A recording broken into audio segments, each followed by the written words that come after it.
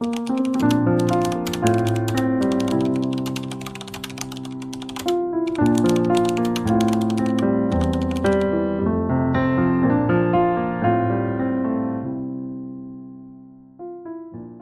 khi bắt đầu, nếu bạn đang tìm kiếm sách để học IELTS hiệu quả, thì đây là những cuốn sách chúng mình khuyên dùng. Bạn hãy xem ở phần giỏ hàng trong kênh nhé.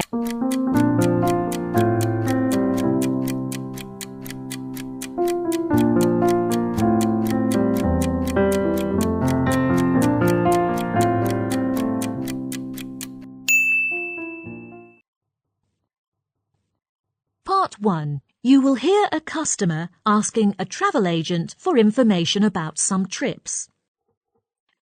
Good afternoon. Good afternoon, Atlanta Travel Agency. May I help you? I saw your advert in the newspaper this morning and decided to come over for more detailed information about some trips that you currently offer. What kind of trips do you have in mind? Well, I enjoy surfing very much and want to get tanned, but all my friends suggest either mountain climbing or biking. We currently offer all the three types. Even though biking is the most popular type of holiday, it doesn't work for everyone. I think you should follow your heart. Right. What are my options for accommodation then? For this type of holiday, you can choose to stay in a hotel or a self-catering apartment. Can you introduce the hotel package first? Sure. Price for our hotel package is quite reasonable compared with that of your own reservation. What does the price include? It covers the beachside hotel and free breakfast. Good.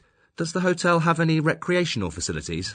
Oh, rest assured, the hotel is fully equipped with a pool, a nightclub and a gym. Guests can enjoy a vibrant nightlife during their stay at the hotel.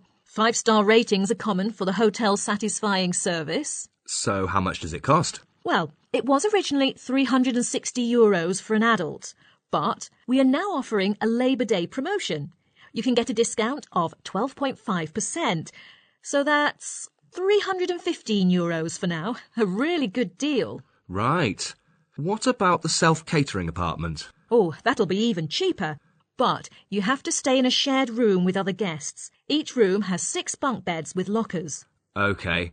I think the hotel is much better. Getting a good night's sleep is critical for a relaxing holiday. I can't stand sharing a room with someone who snores all night long. Can't agree more. What about the surfing equipment rental? I don't want to bring my own surfboard. You can hire a surfboard by the hour, day or week. Just book it in advance and it will be delivered to the hotel or even directly to the beach. How much does it cost? It costs €15 for a day, but for a week's rental it's just €75. The surf station also provides surf lessons if you're interested. That's good to know. Oh, there's one more thing you should know. Just in case of an accident during your trip, we recommend each customer to have the correct travel cover in place before leaving home. Please, tell me about it.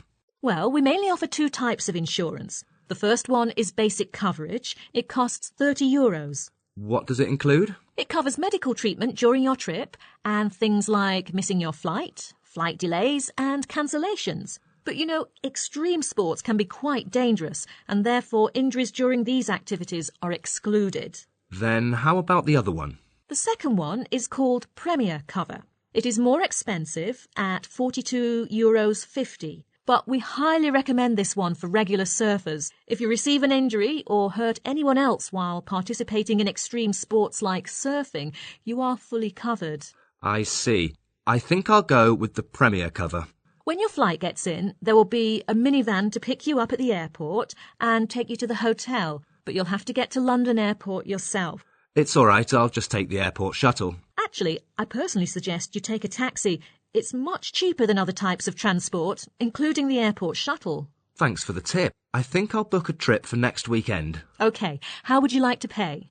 Do you accept credit cards? Yes, we do, but there will be a slight charge on that. If you pay by cheque, there's no extra fee. Great, I'll write you a cheque then.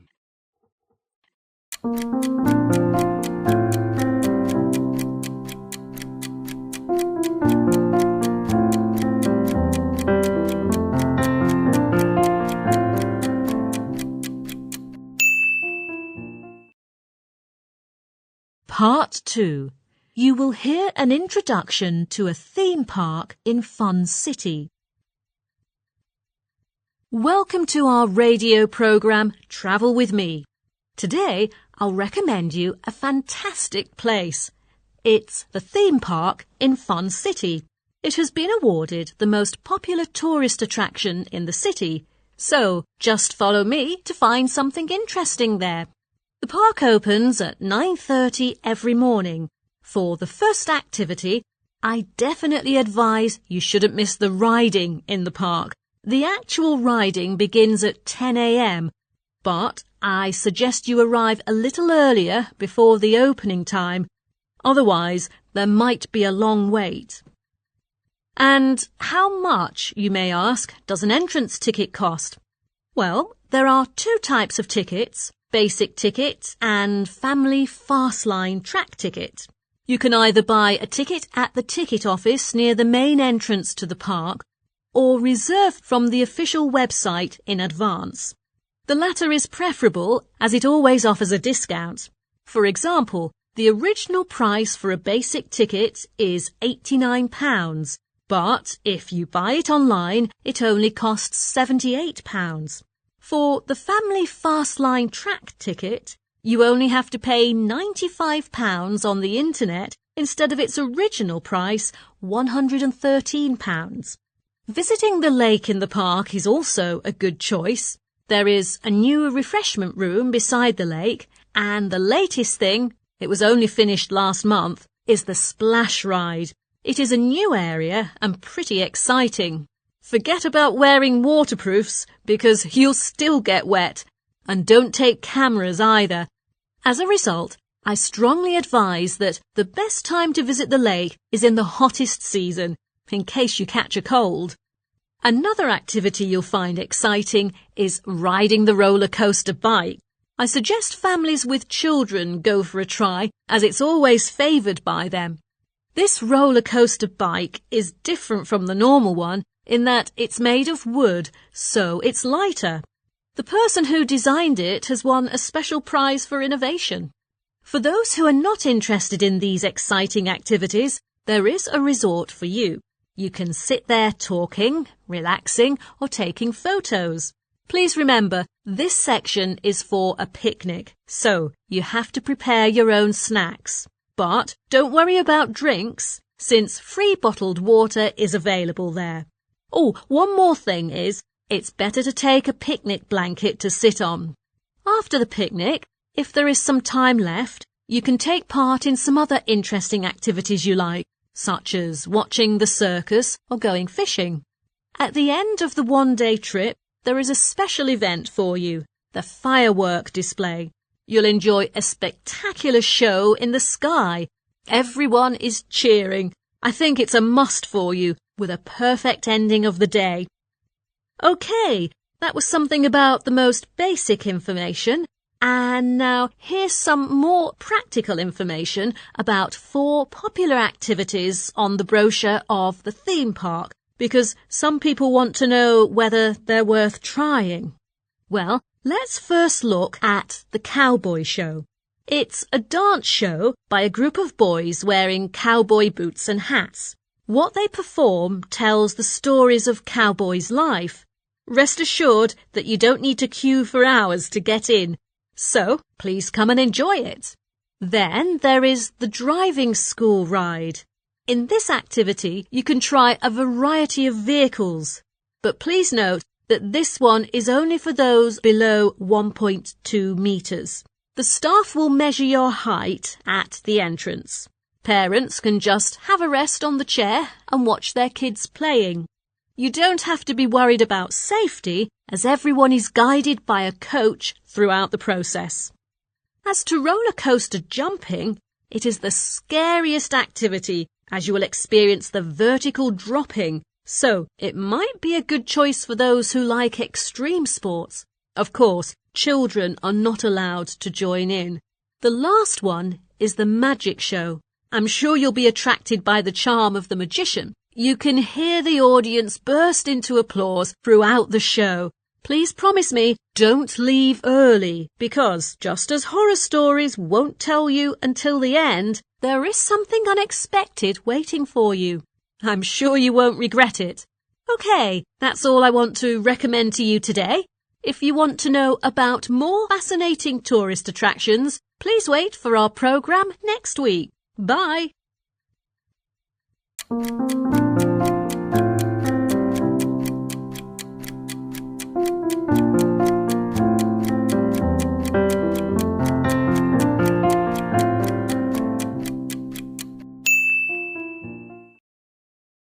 Part 3.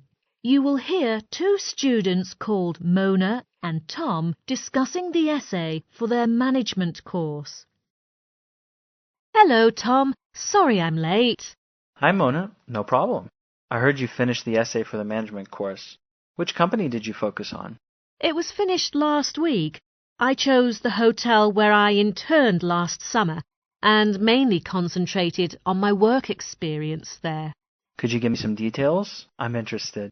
Well, during my 3-month internship, I observed every part of the hotel carefully each day and also talked with some of my colleagues.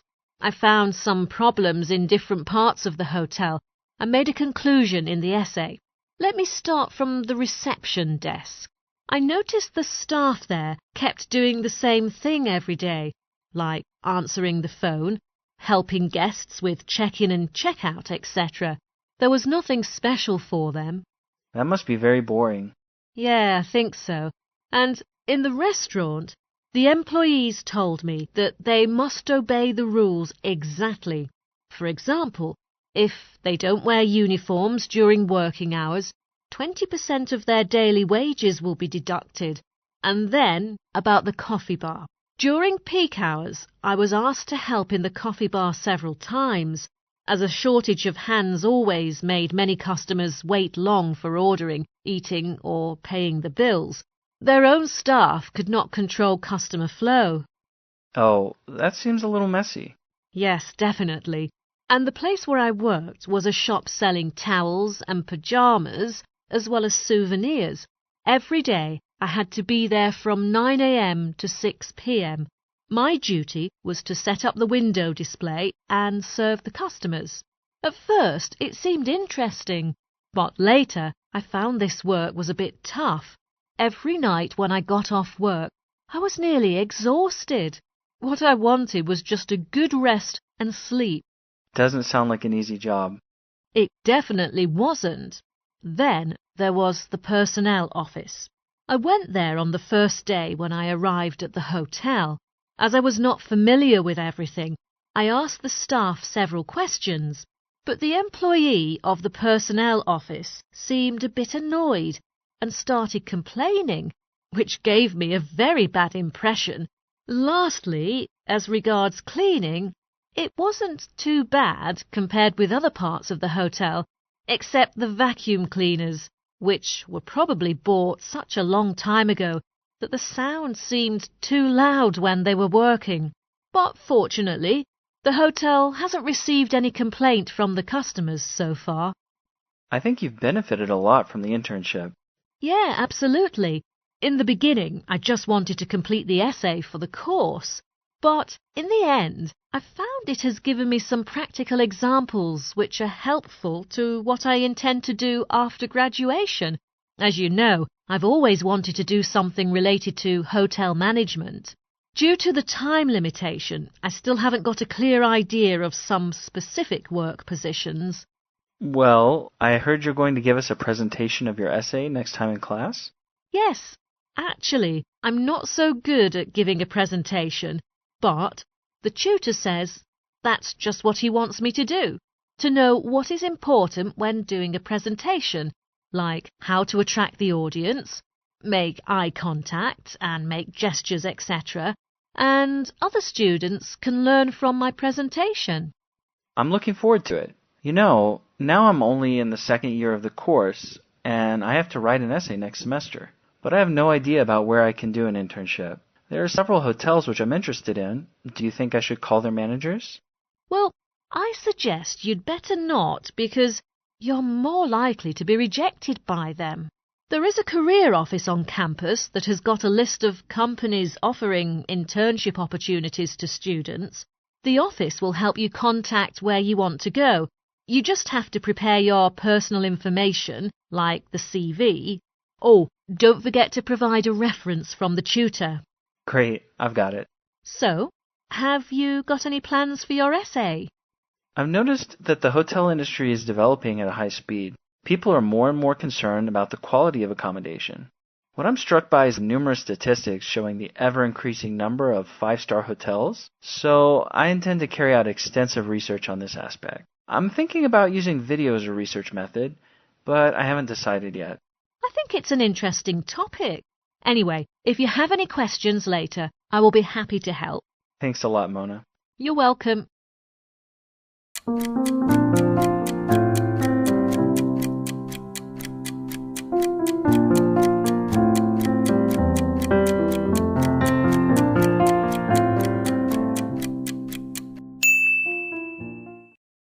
Part 4.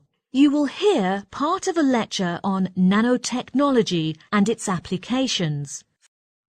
Today's lecture is the first of a series of lectures on nanotechnology. Nanotechnology, sometimes shortened to nanotech, refers to the manipulation of matter on an atomic and molecular level.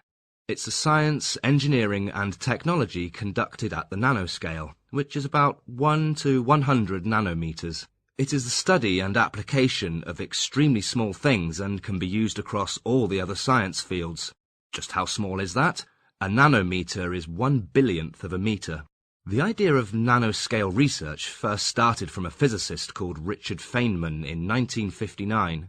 He envisaged a process in which scientists would be able to manipulate and control individual atoms and molecules. In fact, it wasn't until 1981, with the invention of a special kind of microscope, that modern nanotechnology truly began. Even though nanotechnology has created many new materials and devices with a vast range of applications, there is always concern over these unnatural products. Many people are worried that they may pose a threat to the environment, health and safety, also known as EHS. In order to better understand and evaluate the potential harm, risk assessment has been introduced. There are also ongoing international collaborations on nano-EHS research and related policy issues. Despite the concern, nanotechnology has benefited society in unexpected ways. In the food processing industry, nanotechnology is leveraged against iron deficiency, which triggers anemia. For example, by reducing the particle size in potatoes, this new technology improves the bioavailability of this nutritional ingredient without the tendency to cause colour and odour changes. In terms of packaging, nanomaterials are more economical and are used in all sorts of products, chocolate in particular. Nanotechnology can also enhance the flavour of food. On a domestic scale, we expect more smart furniture, which is made of shape memory alloys, to be manufactured. But nanotechnology has much wider application than this and could also help develop sustainable agriculture. It offers great potential to strengthen the effect of fertilizers, thereby minimizing the environmental impact and boosting the productivity of plants in the soil. In the area of medicine, bioengineers have developed simple and inexpensive nanoscale delivery vehicles. Conductors like carbon nanotubes have been invented with varying structures. Such nanotubes have become increasingly attractive to researchers because of their ability to efficiently deliver drugs into veins. This means that higher doses of drugs loaded on them can be transported from the administration sites to the effects-related sites, such as cancer focuses, thus decreasing toxic side effects while increasing the treatment effects. The research team has also developed a widely accepted material that can be used to coat different surfaces, including wood, plastic and glass. It is mainly comprised of silver. Such nanoparticles can eventually kill some microbes due to the antiseptic properties. The whole process is simple, easy to apply, and more importantly, harmless to the environment. Surprisingly, nanotechnology has major implications for our health as well. By changing the metabolic rate through a particular type of protein, obese patients are able to burn calories faster, even under a high-calorie diet. Therefore, treatment programs are provided for patients to lose weight by disposing of excess fat in a relatively safer manner. The finding may help explain why overweight people struggle to lose weight. Their stored fat is actively fighting against their efforts to burn it off at the molecular level. Further research is mainly focused on the clinical and commercial developments of therapies for obesity, diabetes, and other associated conditions such as heart disease. In terms of cosmetics, the applications of nanotechnology and nanomaterials can be found in many products. There are two main uses for nanotechnology in cosmetics. The first one is that nanoparticles are commonly used as UV filters in anti-aging sun care products to avoid skin damage caused by the sun. In addition, nanotechnology has played an important role in delivering active ingredients to the skin. The mechanism proves to improve the bioavailability of actives and enhance skin hydration. The wide variety of nanotechnology applications leave no doubt that this field will only continue to get more exciting, and I look forward to seeing these developments further branch out.